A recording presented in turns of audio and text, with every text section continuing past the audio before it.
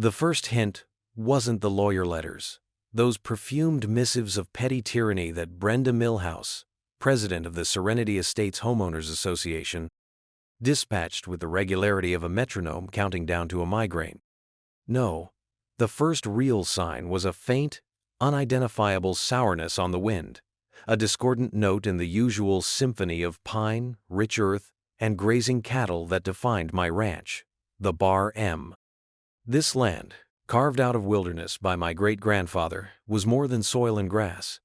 It was a living testament, a sanctuary against the creeping tide of manicured conformity that Serenity Estates represented. Brenda, a woman whose smile was a triumph of artifice over sincerity, made no secret of her disdain for the ranch's rustic aesthetic, which apparently clashed with her beige and taupe vision of suburban perfection. Her initial salvos were about fence lines and the audacity of my native wildflowers to bloom with such unregulated enthusiasm. "Mr. Caldwell," she trilled at me once, her voice like nails on a chalkboard, pointing a perfectly manicured finger at a patch of vibrant Indian paintbrush. Such vividness can be rather jarring to the community's agreed-upon color palette. I remember thinking then that some people wouldn't know beauty if it bit them on their HOA-approved posteriors. The harassment escalated, a steady drumbeat of violation notices for crimes like unmown pasture land visible from a Class B residential thoroughfare, my hayfield, and excessive wildlife congregation, deer, apparently also failed to meet HOA standards. It was all a smokescreen, I see now, a campaign of attrition designed to wear me down, to make me look the other way. They weren't just after aesthetic compliance, they were after something far more tangible. Something buried. My only real confidant in those early days was Jedediah, an old ranch hand whose conspiracy theories usually involved chemtrails or the migration patterns of particularly cunning squirrels. But he had a nose for trouble that rarely failed. "They're digging, boss," he'd muttered one afternoon, squinting towards the border where Serenity Estates pressed against my fence line like an unwelcome fungus. Not for gold, neither. He was right. The true nature of their ambition, their utter contempt for my property rights, wouldn't reveal itself until the stench became undeniable, a fetid exhalation from the earth itself. They thought I was just some stubborn old relic, content to rattle around on my ancestral acres. They didn't know that my grandfather had taught me not just to read the land, but to listen to its whispers, to understand its inviolable boundaries. And they certainly didn't know that beneath the worn denim and quiet demeanor was a mind that had once dabbled in environmental law, a mind that understood easements, trespass, and the beautiful, brutal clarity of legal remedy. They were about to learn that the line they decided to cross was defended by more than just barbed wire. It was defended by a legacy, and by a cold, burgeoning fury that was anything but rustic. They were digging their own graves, metaphorically speaking. Or, as it turned out, their own septic field, right under my nose. The audacity of it, when I finally uncovered their crime, was breathtaking. It wasn't a minor encroachment, a misaligned sprinkler head. No, this was a full-scale subterranean invasion. The discovery itself was almost mundane, a testament to their arrogance.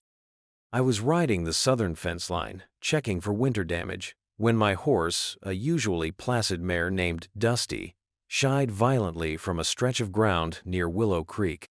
The earth there was disturbed, hastily resodded but unmistakably scarred, and the smell, that sour note I'd occasionally caught on the wind, was now a full-throated bellow of putrescence. Raw sewage. There was no mistaking it. My blood didn't boil. It turned to ice. With a spade I kept strapped to my saddle for impromptu fence repairs. I began to dig. It didn't take long. Less than 3 feet down, my shovel struck plastic, a wide-bore, heavy-gauge PVC pipe, gleaming obscenely white against the dark, loamy soil of the Bar M. It snaked from the direction of Serenity Estates, a pale, unwelcome serpent violating the sanctity of my land. This wasn't some rogue drain pipe. The diameter told the story. This was a main line, engineered to carry the collective waste of Brenda Millhouse's entire pristine, pre-planned community. They hadn't just trespassed. They had tunneled, surreptitiously laying their filth beneath my heritage. The sheer, unmitigated gall of it was a physical blow. To not even ask, to not even attempt the thinnest veneer of legality, but to simply take, to defile, driven by whatever cost-cutting expediency or bureaucratic inertia had convinced them this was an acceptable risk. That evening, the old ranch house felt colder. I spread out the county plat maps, the meticulously drawn documents that delineated every boundary, every easement, every legal right associated with the Bar M for the past 120 years. There was no easement for a sewer line, no permit application, no record of any kind that would grant Serenity Estates the right to lay so much as a cable, let alone a primary sewage conduit, across my property. It was criminal trespass, pure and simple. A flagrant, arrogant, and profoundly stupid act of territorial aggression. Jedediah, when I showed him the unearthed pipe the next morning, just spat a long stream of tobacco juice. "Weasels, boss. Told you. But dumber'n a sack of hammers." "Thought you wouldn't notice?" His eyes, however, held a glint of something dangerous, a reflection of my own hardening resolve. "What's the play?" The fury was there, a cold, hard knot in my stomach. But it was a focused fury. This wasn't just an insult, a violation. This was, I began to realize, an opportunity. A beautifully, catastrophically self-inflicted wound on their part. They had assumed I was ignorant or powerless, or perhaps simply too tired to fight. They didn't know that my brief stint in pre-law, before the call of the land became too strong to ignore, had left me with a deep appreciation for the precise, weaponized application of statute and precedent. They thought their secret was safe beneath my soil. They were about to discover that some secrets have a way of bubbling to the surface, especially when prodded by a righteous anger and an intimate knowledge of one's own terrain. Their sophisticated modern development had just made a very primitive, very fatal mistake. They had underestimated their neighbor. And they had, quite literally, laid the foundation for their own spectacular, stinking ruin. It took another day of careful reconnaissance, tracing the almost imperceptible scar of the buried pipeline as it bisected my lower pasture. It ran with an almost contemptuous straightness, a brutal gash across land that had known only the gentle tread of cattle and the plow, and then I found it. Nestled in a shallow depression, screened by a copse of wild plums, roughly 50 yards inside my fence line, was a sight that made my heart beat with a slow, cold, and intensely personal satisfaction. A standard wastewater main shutoff valve. A heavy cast-iron wheel, painted an industrial, unapologetic green, rising from the earth and connected directly to their illicit pipeline. They had installed a master control for their entire sewage system, the choke point for all their effluent, and in an act of hubris so profound it bordered on divine comedy, they had placed it squarely, unequivocally, on my land. I knelt, the cool metal of the wheel a stark contrast to the simmering rage within me. It was new, the paint barely scuffed, the surrounding earth still soft from its recent installation. They must have intended it for their own maintenance, a failsafe for their system, never once contemplating that the failure might be orchestrated by the very man whose property they were violating. The irony was of physical weight, a delicious, dark humor that almost made me laugh out loud. They had trespassed, defiled, and then, with a flourish of unbelievable stupidity, they had handed me the keys to their kingdom of crap. It was, in a word, perfect. A tactical blunder so egregious it practically begged for exploitation. Did they imagine I wouldn't find it? Or, finding it, that I wouldn't understand its purpose? The mechanics were brutally simple. This wasn't quantum physics, it was plumbing, on a grand scale, and I understood pressure, flow, and the critical importance of a well-placed obstruction. That night, the only light in my study came from the glow of my laptop screen as I waded through municipal codes, environmental regulations, and property law precedents. Every search confirmed what my gut already knew. Their pipeline was an illegal trespass. Its presence was a continuous violation. And any appurtenance like, say, a master shutoff valve located on my property and servicing that illegal utility was mine to control. Shutting it off? Not only legal, but arguably a moral imperative. Jedediah's initial suggestion had been more direct. "A stick of dynamite, boss. Send their problem right back where it came from. Special delivery." I appreciated his frontier spirit. But this situation called for finesse, for a victory that was not just explosive but also legally airtight and poetically just. "No, Jed," I'd said, a slow, predatory smile spreading across my face. "They've provided a far more elegant solution." He'd stared at the valve, then back at me, a new understanding dawning in his shrewd old eyes. "Well, I'll be hornswoggled. They built their own guillotine and handed you the lever." "Not a lever, Jed," I corrected. "A wheel. A beautifully engineered, perfectly situated wheel. The beauty of it was its surgical precision. No destruction of their property, beyond the inevitable consequences of their own system failing. No complex sabotage, just a simple mechanical action, a turn of a wheel, an assertion of my rights, using the very instrument of their trespass." The anger was still a cold ember, but now it was overlaid with an almost giddy anticipation. They had sown deceit. They were about to reap a very pungent whirlwind. And it would be a whirlwind entirely of their own making, delivered via their own infrastructure. This wasn't just revenge. It was a symphony of consequence, legally unimpeachable and deeply, personally gratifying. They were about to learn that some lines are not meant to be crossed, and some sleeping dogs, when kicked, bite back with surgical precision. My cousin, Sarah Caldwell, was a litigator, the kind who didn't just win cases but disemboweled opponents with a polite smile and a meticulously crafted brief.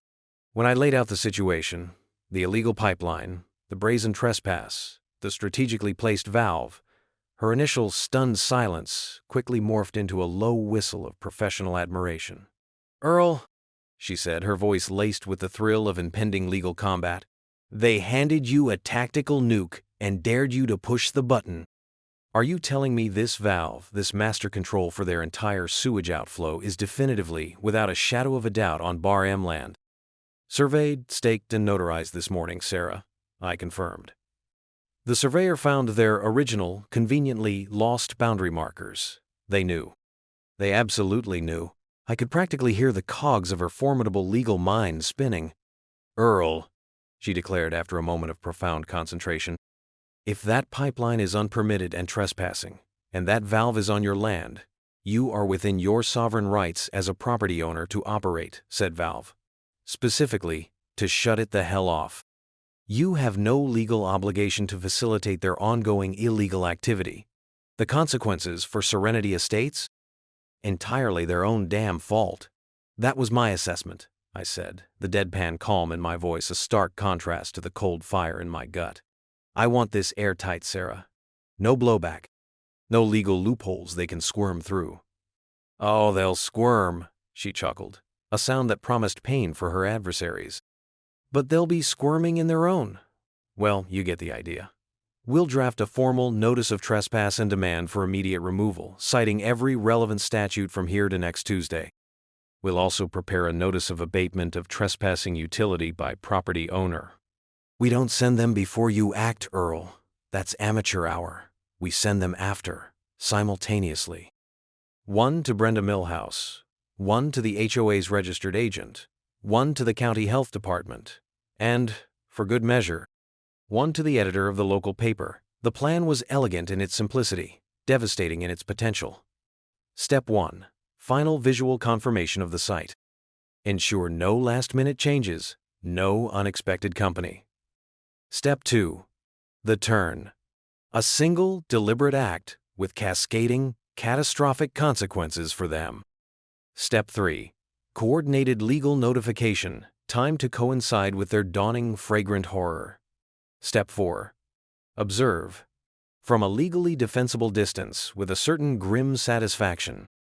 Their entire meticulously planned community, their gleaming kitchens and multiple bathrooms, their illusion of serenity, all hinged on that illegal subterranean artery. By closing that valve, I wasn't just stopping a trespass. I was turning their own creation against them. Their carefully engineered utopia was about to become a self-contained swamp. Jedediah, bless his enthusiastic heart, had already procured a high-powered spotting scope and was setting up what he called a temporary wildlife observation blind on the ridge overlooking Serenity Estates. "Just monitoring for any undue environmental impact, boss," he'd said with a wink that could sink a small ship. The 24 hours leading up to the turn were the longest of my life. Each tick of the grandfather clock in the hall was a countdown. I walked the fence line one last time, not with anger, but with a somber sense of resolution. The land itself felt expectant, as if it knew it was about to be purged of a blight. Brenda Millhouse and her committee of busybodies thought they were playing a sophisticated game of suburban chess. They failed to realize I was about to overturn the entire board, using their own pieces against them.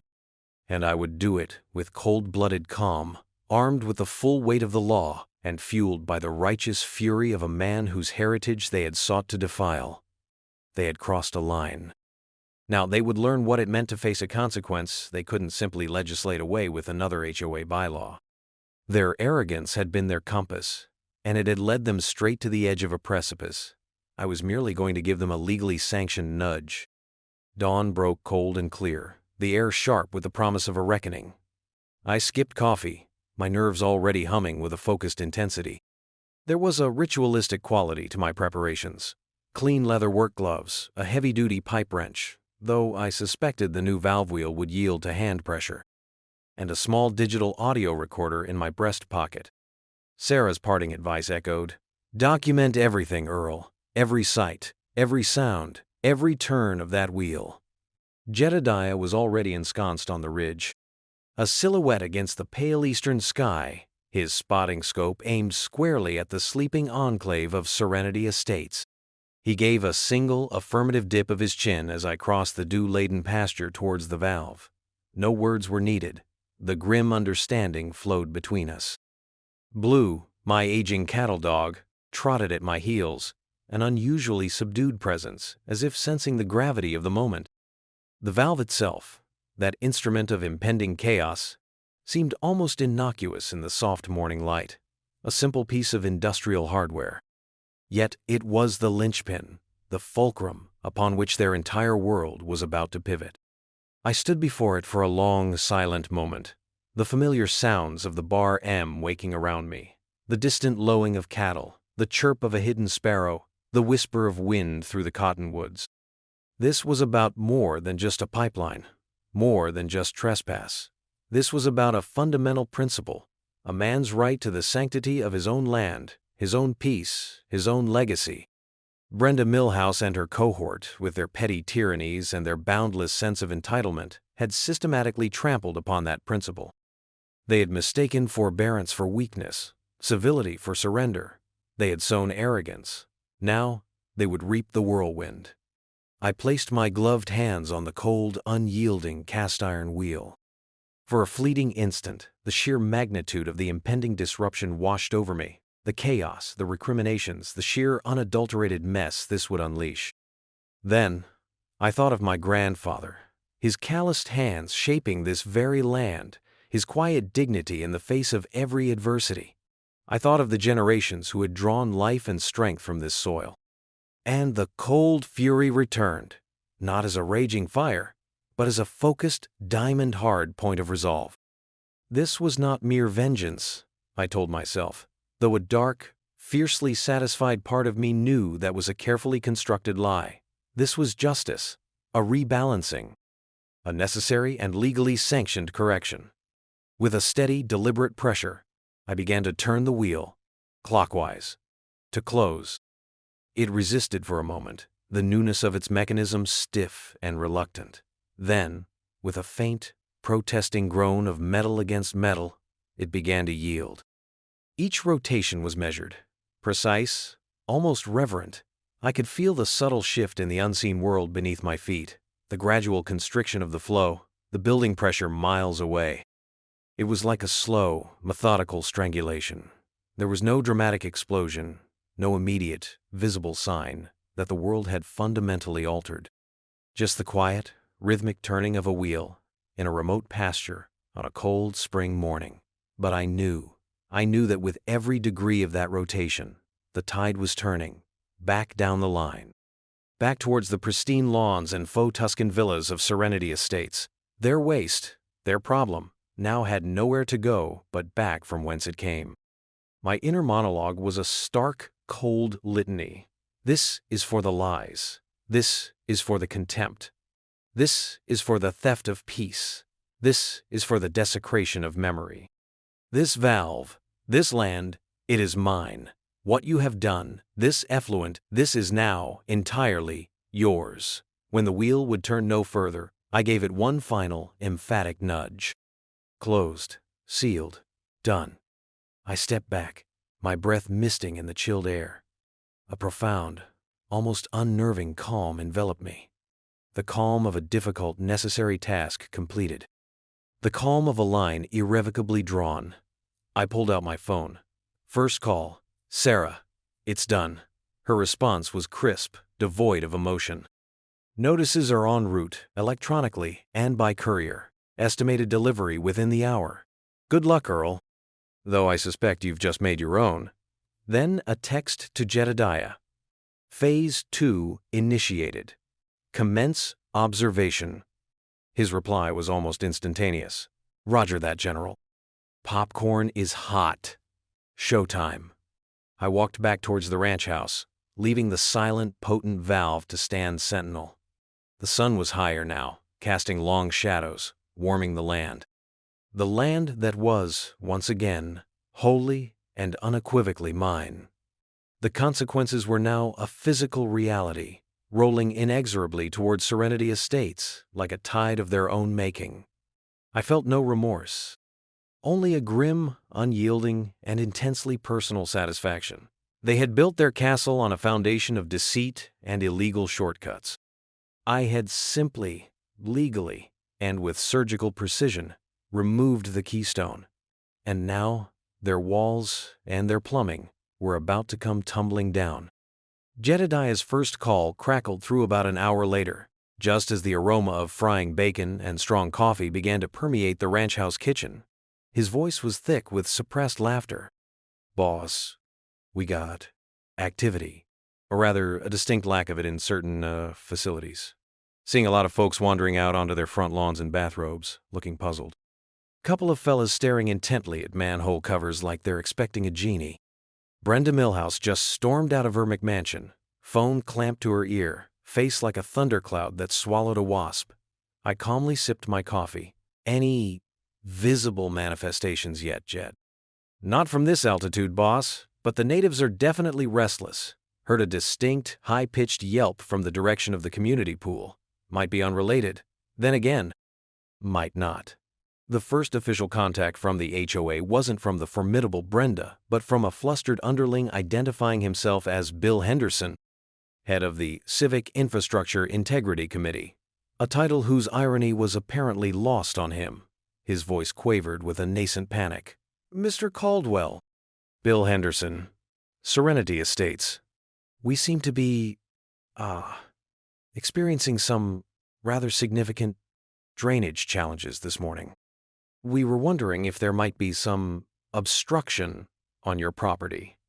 My response was a study in measured, almost sympathetic calm. Mr. Henderson, I can assure you that all systems on my property, the Bar M Ranch, are functioning with exemplary efficiency. Any drainage challenges you might be encountering in Serenity Estates would, I logically surmise, originate within the confines of Serenity Estates itself, or perhaps with the infrastructure leading to it. Should any portion of that infrastructure have been, shall we say, improperly routed or sited? A pregnant silence hummed over the line. Improperly routed? He stammered, the quaver in his voice now a full-blown tremor. I'm not quite following your meaning, Mr. Caldwell. Well, for instance, Mr. Henderson, I continued, my tone one of patient, almost academic explication. If a residential development were to, hypothetically of course, illegally install a primary sewer outflow pipeline across private agricultural land, without permit, permission, or legal easement, and then, again hypothetically, The owner of that private agricultural land were to exercise their undeniable legal right to control access to and operation of any and all utilities situated upon their deeded property. Well, that might indeed precipitate some rather significant drainage challenges for the trespassing development, wouldn't you agree? I could almost hear the color draining from his face, the frantic synapses firing as the horrifying implications began to dawn. Are you suggesting? I'm suggesting, Mr. Henderson, I interrupted, my voice hardening slightly, that you should immediately consult with the Serenity Estates HOA's legal counsel and meticulously review your community's infrastructure schematics. Pay particular attention to any sections that might, in a moment of inexplicable folly and legal recklessness, appear to traverse the documented boundaries of the Bar M Ranch. I disconnected the call, a thin, cold smile touching my lips. Sarah's impeccably drafted notices, complete with surveyor's reports and statutory citations, would be arriving on their desks and Brenda Millhouse's doorstep any minute. The true artistry of the situation was the slow, dawning, sickening realization I was orchestrating for them. Not a sudden shock, but a creeping, pungent horror as the full extent of their predicament and their blatant culpability became inescapably clear. Jedediah called again, his voice now tight with barely contained glee. "Okay, boss, we have achieved gurgle." Distinct, unhappy gurgling sounds are now emanating from multiple manholes. And hold the phone. Brenda Millhouse is on the warpath. She's marching towards your main gate, looking like she's about to declare martial law on your rose bushes. "Let her come, Jed," I said, rising from the table. "I believe it's time for a neighborly chat." Brenda Millhouse, when she arrived at my gate, was a spectacle of unraveling composure. Her usually immaculate white pantsuit was rumpled, her blonde helmet of hair appeared to have been styled by a flock of startled geese, and her face was a dangerous shade of puce. She was brandishing her smartphone like a thunderbolt. "Caldwell!" she shrieked, her voice cracking, even before she was within polite shouting distance. "What in God's name have you done? Our sewers! They're backing up! This is entirely your fault!" I leaned casually against the sturdy, weathered oak gatepost of the Bar M, arms crossed, maintaining an air of polite, if somewhat distant, concern. "Mrs. Millhouse, good morning. A rather bracing day, wouldn't you say? Though I do hear that Serenity Estates might be experiencing some, shall we call them, unforeseen olfactory events." "Don't you dare play coy with me, you Luddite," she sputtered, jabbing a trembling finger towards my ranch. "You've deliberately sabotaged our vital infrastructure. This is illegal. This is environmental terrorism." "Terrorism, Mrs. Millhouse?" I raised a skeptical eyebrow. "That's a rather inflammatory accusation. What I have done, as confirmed by my legal counsel and indeed by the foundational principles of private property law, is exercise my sovereign right to control what occurs on my own land.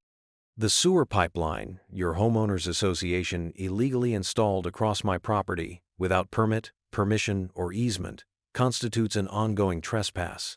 I have, therefore, simply abated that trespass by closing the main shutoff valve that your own contractors so thoughtfully, if foolishly, installed on my land." Her jaw worked soundlessly for a moment, the calm, precise recitation of legal fact apparently causing a system crash in her outraged circuits. "Valve? What valve? You can't just—" "The valve, Mrs. Millhouse," I continued, my voice now as cold and unyielding as the cast iron of the instrument in question, "that controls the flow of your community's collective effluent through my private property. A valve I am perfectly and legally entitled to operate at my discretion. You should have, by now, received a comprehensive legal notification detailing the precise nature of your HOA's trespass and my subsequent actions. I strongly suggest you read it. Perhaps share it with your fellow residents.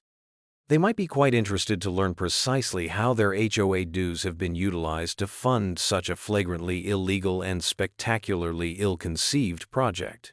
As if on cue, a geyser of brownish, unholy water erupted from a manhole cover in the cul-de-sac, clearly visible behind Brenda's rapidly paling face. Jedediah later described it as Old Faithful's evil, stinky twin. Brenda's phone began to ring, then buzz, a frantic symphony of incoming calls from her distressed and increasingly damp constituents.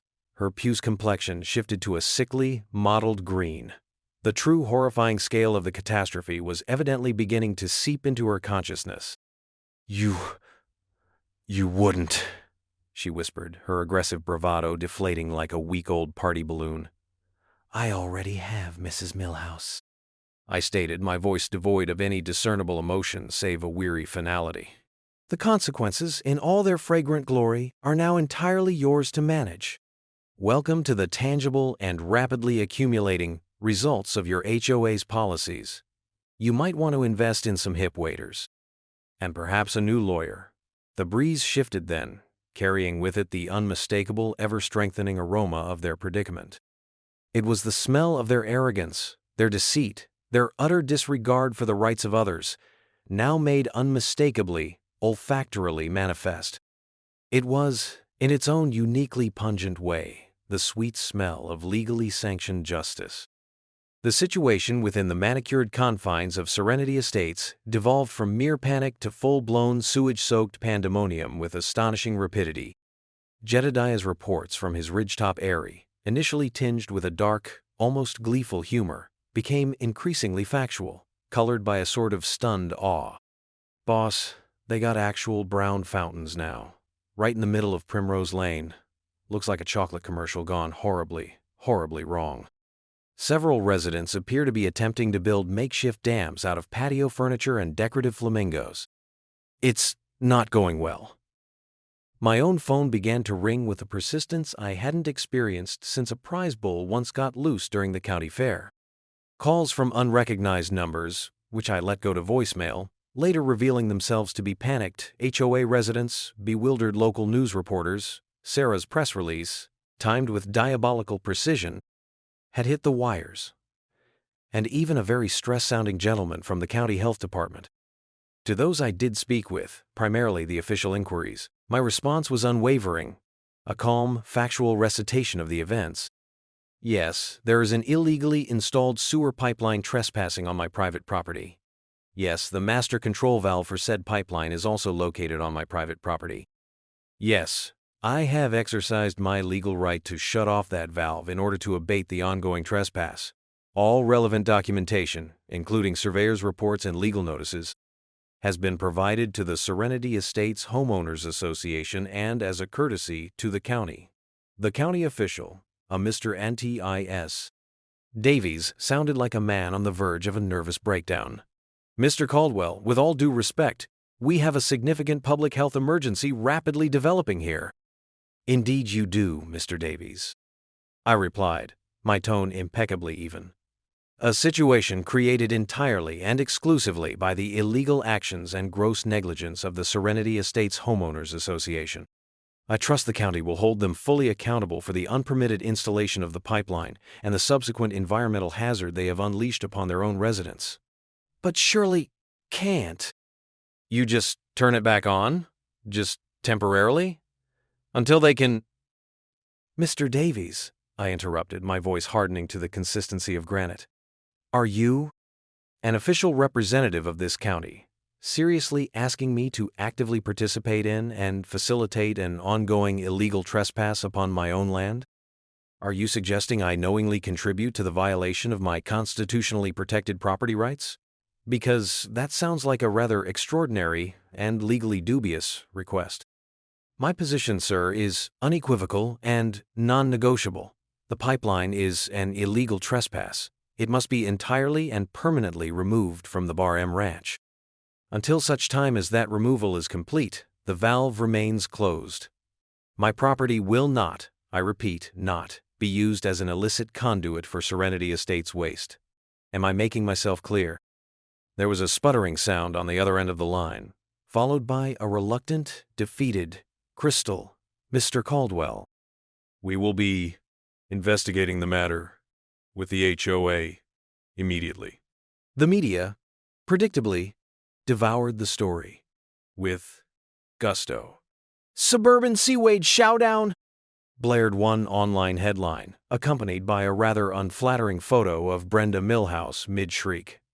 "Rancher pulls plug on hose pipe dream nightmare," trumpeted another, showcasing a dramatic aerial shot, presumably from a news helicopter, of the spreading brown morass in Serenity Estates.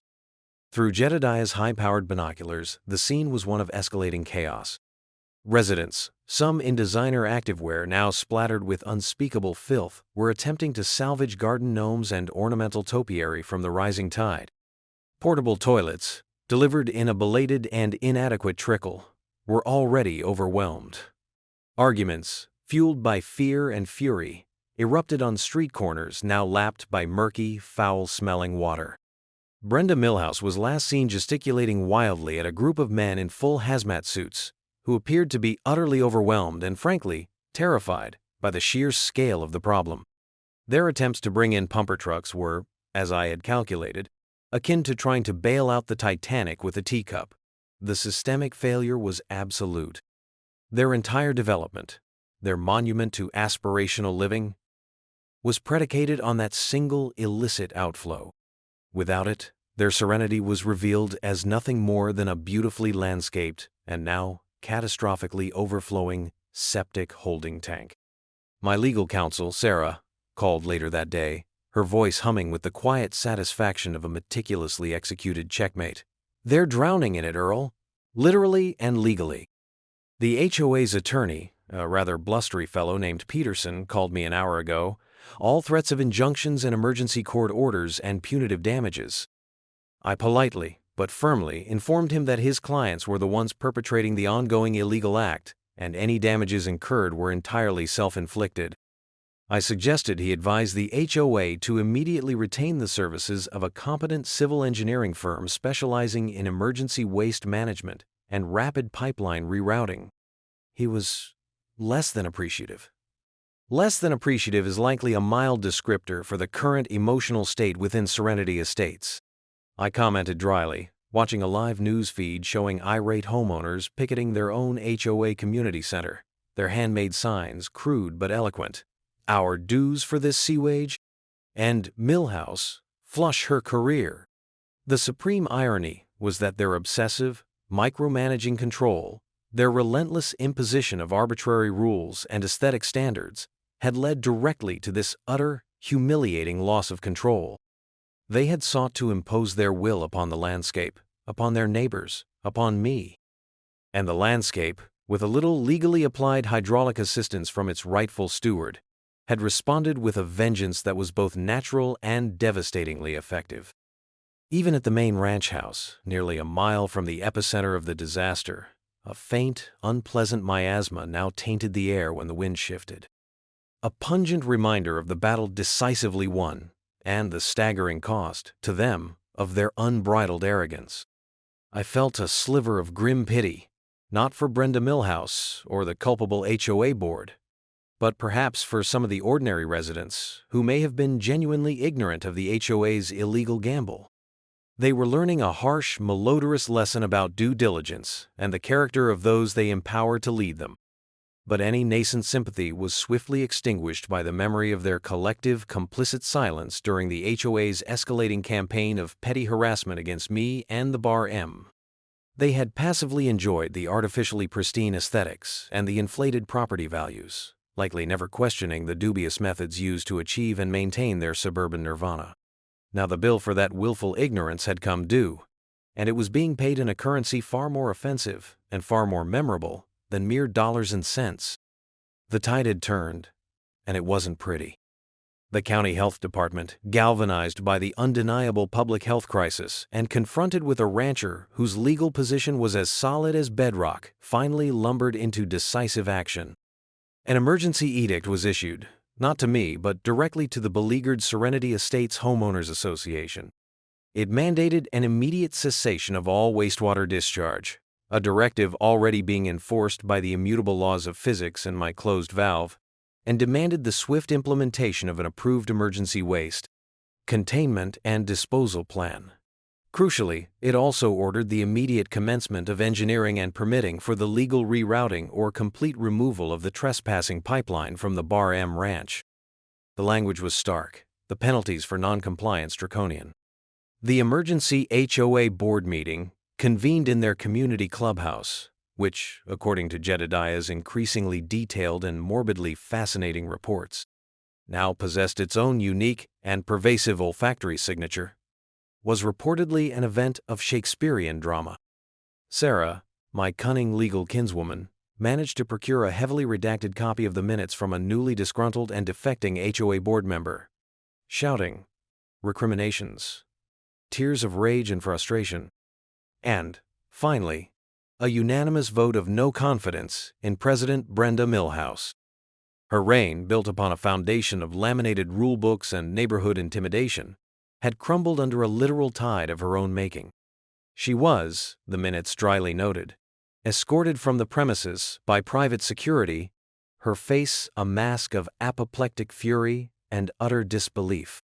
The interim HOA president, a shell-shocked accountant named Arthur Jenkins, who looked as though he'd drawn the shortest and dirtiest straw in human history, placed a call to me the following morning. His voice was a hollow whisper, devoid of the usual HOA bluster. "Mr. Caldwell," he began, the words seemingly dragged from him by sheer necessity. "We, that is, the Serenity Estates Homeowners Association, formally acknowledge the unauthorized trespass of the sewer pipeline infrastructure onto your private property. We were grievously misinformed by previous leadership elements regarding the legal status, permissions, and easements pertinent to that installation." "Misinformed, Mr. Jenkins?" I queried, my voice deliberately neutral, allowing the accusation to hang heavy in the air. Or perhaps deliberately misled. Or, dare I suggest, simply breathtakingly negligent in your fiduciary oversight and due diligence. "Be that as it may," he stammered, clearly desperate to avoid a public autopsy of the HOA's internal failings. "We now fully understand that the control valve situated on your land will remain in the closed position until such time as the aforementioned pipeline is entirely removed from the Bar M Ranch. We are actively exploring all available options for an expedited rerouting and new installation. This will, as you can undoubtedly appreciate, entail considerable time and significant unbudgeted expenditure." "Indeed," I concurred, my tone uninflected. "Illegal shortcuts, Mr. Jenkins, often prove to be the most protracted and expensive routes in the long run. I trust your newly retained engineers will exercise a far greater degree of diligence in observing clearly demarcated property boundaries and securing all necessary legal easements this time around." "Yes, quite." He cleared his throat, a dry, rasping sound. "Mr. Caldwell, on behalf of the residents of Serenity Estates, many of whom were entirely unaware of these unfortunate irregularities, we would be profoundly grateful if you would consider, perhaps, allowing temporary, strictly controlled and monitored access to the existing line while we expedite the construction of the new, compliant line." Purely as a humanitarian gesture, I let the silence stretch, each second a weighty stone added to his burden. The sheer unmitigated audacity, even in their moment of abject defeat. "Mr. Jenkins," I stated, my voice now as cold and unyielding as the cast iron of the valve that had precipitated this reckoning. "Let me be unequivocally, unambiguously clear. The valve on my property remains closed. My land will not be further violated, not for a single moment, not for a single drop. The residents of your community are currently suffering the direct and entirely predictable consequences of the illegal actions, gross negligence, and breathtaking arrogance of the Serenity Estates Homeowners Association, an organization of which they are dues-paying members and whose leadership they presumably elected. The solution to their current unpleasant predicament lies entirely within the geographical and legal boundaries of Serenity Estates and must be achieved through wholly legal, ethical, and financially responsible means. Not one more molecule of your community's waste will transit my land. Is that understood with perfect clarity?" "Crystal, Mr. Caldwell," he sighed, the last vestiges of hope or fight draining from his voice like water from a cracked cistern. We will commence excavation for the new pipeline immediately, entirely on our side of the fence line. The public humiliation for the HOA was a relentless, unfolding spectacle. Local news outlets ran daily updates, featuring increasingly irate interviews with displaced residents, bewildered-looking contractors in hazmat suits, and even a remarkably composed and articulate Sarah, who patiently explained the fundamental legal principles of private property rights and trespass with devastating, surgical precision. The visual juxtaposition of the pristine, inviolate Bar M Ranch against the swamped, stinking, and chaotic hellscape of Serenity Estates became a powerful and enduring local narrative. They had tried, with their initial spin and bluster, to portray me as the villain, the unreasonable, intransigent holdout.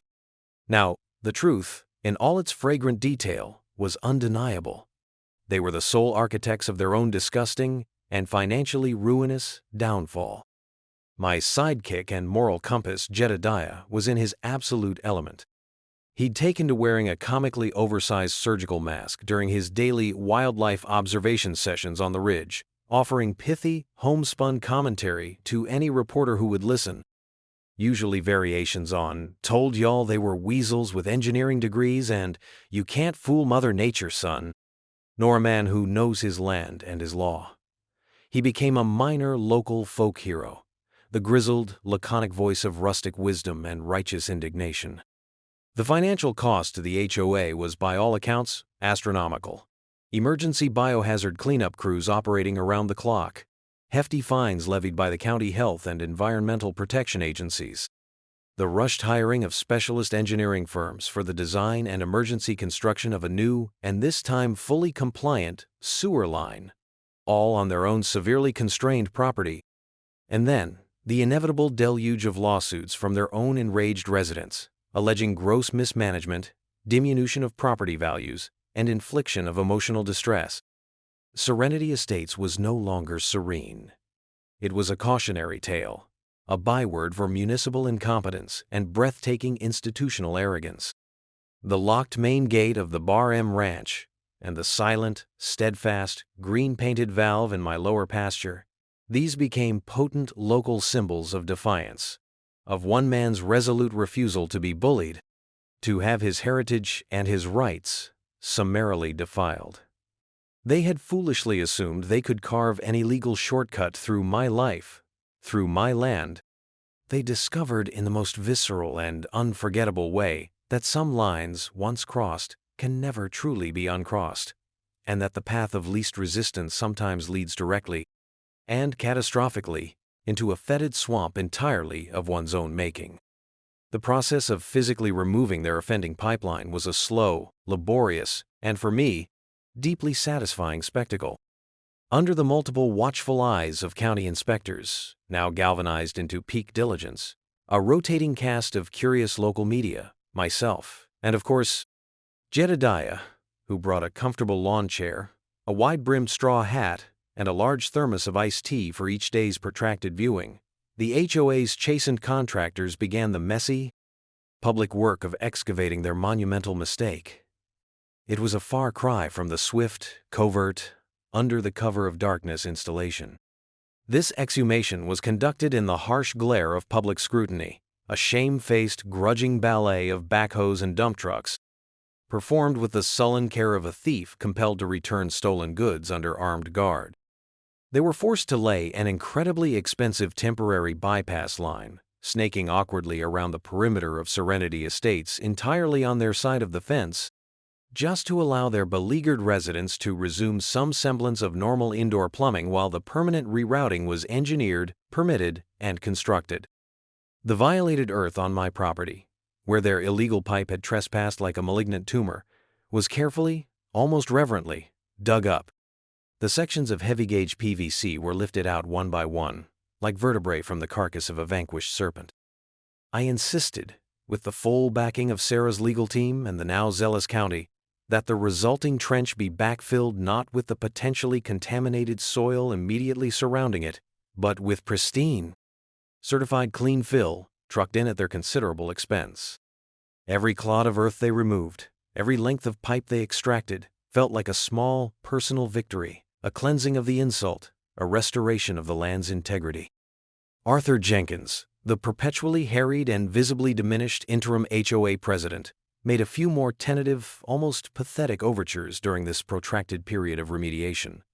"Mr. Caldwell," he ventured one afternoon, his voice thin and reedy, "perhaps, once this unfortunate chapter is entirely behind us, we could endeavor to find a more constructive path forward? As neighbors?" I met his gaze, my expression unyielding, my eyes as hard and unforgiving as the ancient granite outcrops on the far side of the Bar M. "Mr. Jenkins," I stated, my voice low and even, "good neighborliness, in my experience, begins with a fundamental respect for clearly defined boundaries and legally established rights.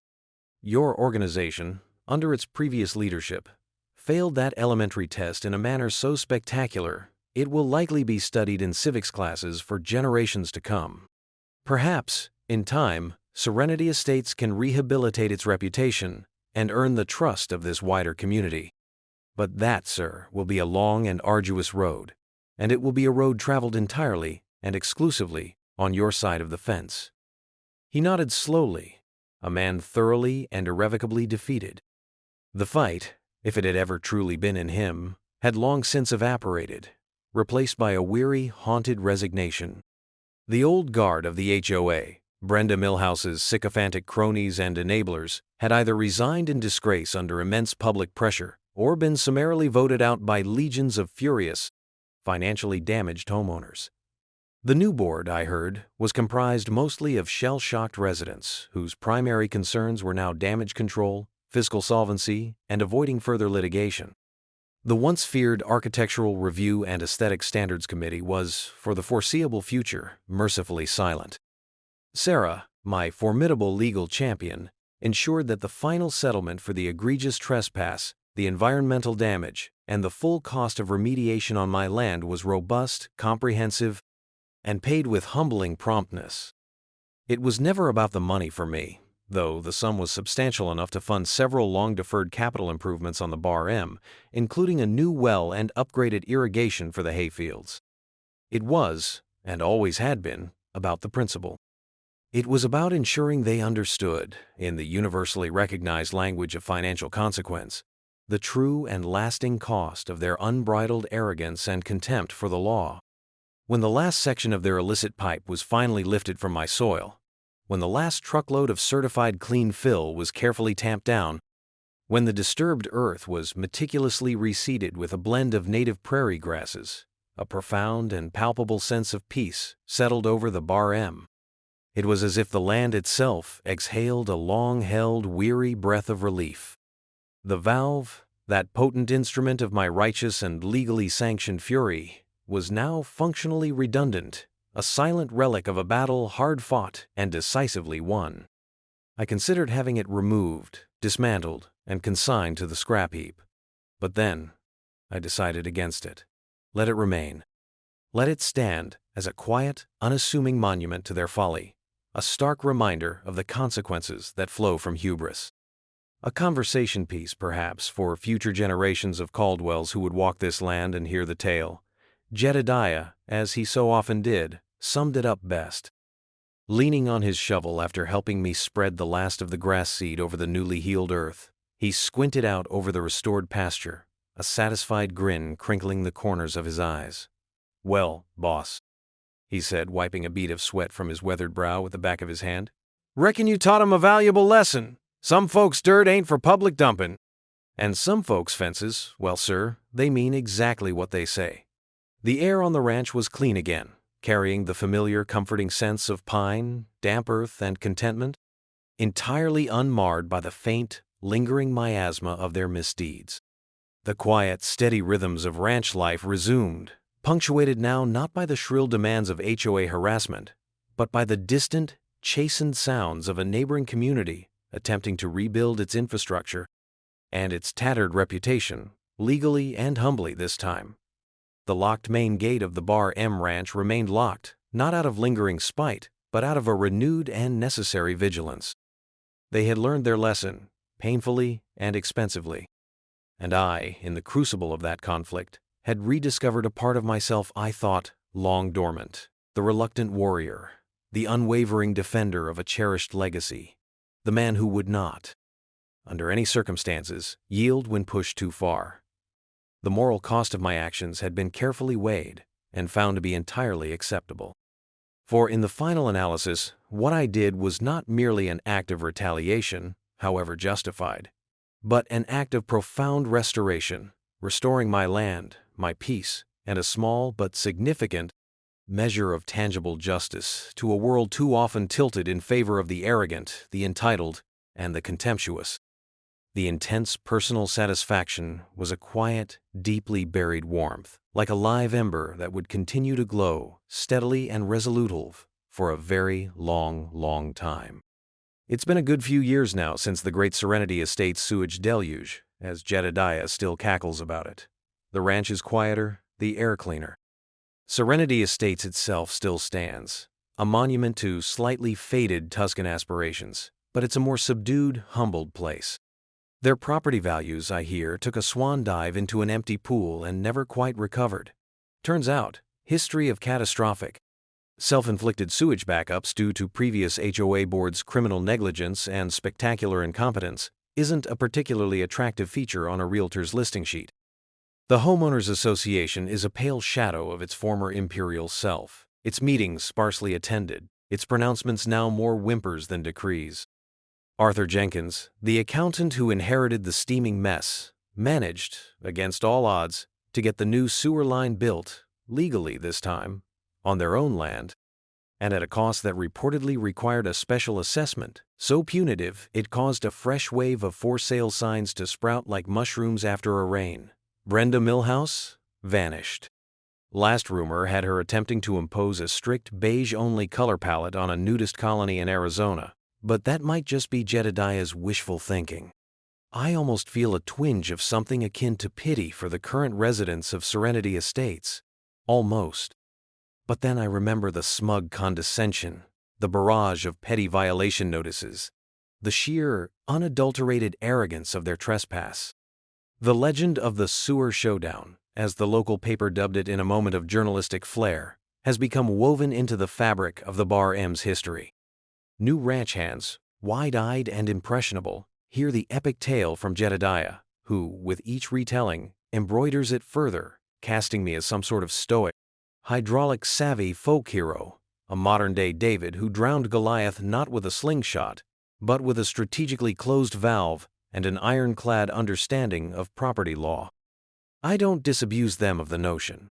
There's a certain quiet utility in cultivating a reputation for unyielding resolve, especially when your neighbors have demonstrated a historical penchant for aggressive territorial expansion and breathtaking stupidity. The valve, that beautiful green cast-iron instrument of righteous fury, still stands sentinel in the lower pasture. Sometimes, when I'm out riding the fence line, checking on the herd, or just soaking in the quiet grandeur of the land, I stop there. Blue's grandson, a young healer with the same keen eyes, will sit patiently at my horse's feet while I run a calloused hand over the cool, weathered metal of the wheel. It's a tangible reminder. Not of anger, not anymore. That fire has long since banked into a steady, satisfying warmth, but of resolve. Of the often unpleasant, but sometimes absolutely necessary, lengths one must be prepared to go to protect what is sacred, what is yours by right and by heritage. My life has returned to its familiar, comforting rhythms. The cattle still need tending, the fences still need mending, the seasons still turn with their reliable, unhurried grace. The peace of the Bar M is deeper now, more resilient, somehow purified by the crucible of that conflict. It's a peace I fought for, a peace I earned, not merely one I inherited. Occasionally, a car will slow on the county road that borders my southernmost pasture, its occupants invariably pointing towards the ranch, perhaps towards the distant, unassuming glint of the valve if the sun catches it just so. They're looking for a landmark from a local legend, a vicarious thrill. They see a quiet, well-run ranch, perhaps an old man on a horse in the distance. They don't see the meticulous planning, the cold, surgical fury, the unwavering conviction that fueled those critical days. They cannot comprehend the intricate dance of law and leverage, the precise application of pressure that turned their own infrastructure into the instrument of their humiliation. They crossed a line etched not just on some dusty surveyor's map in the county courthouse, but in generations of sweat, toil, and unwavering love for this specific piece of earth. They mistook my patience for weakness, my preference for solitude as acquiescence. They built their monument to expediency and arrogance on my private property, and in their boundless hubris, they foolishly, fatally handed me the very tool required to dismantle their entire effluent empire. What I did was absolutely, unequivocally legal. It was tactically sound. And if I'm being entirely, brutally honest with myself, even all these years later, it was intensely, personally, and unforgettably satisfying. They genuinely believed they could bury their filth, their problems, beneath my history, beneath my land. They learned, the hard way, that some roots run too deep to be disturbed, and some waters, once improperly dammed, will inevitably, and often catastrophically, find their way back to their source. You probably wouldn't believe the sheer, unadulterated, reeking chaos that ensued when their carefully constructed, meticulously regulated world backed up on them, quite literally. But then again, perhaps you would. After all, everyone understands the simple, immutable physics of cause and effect.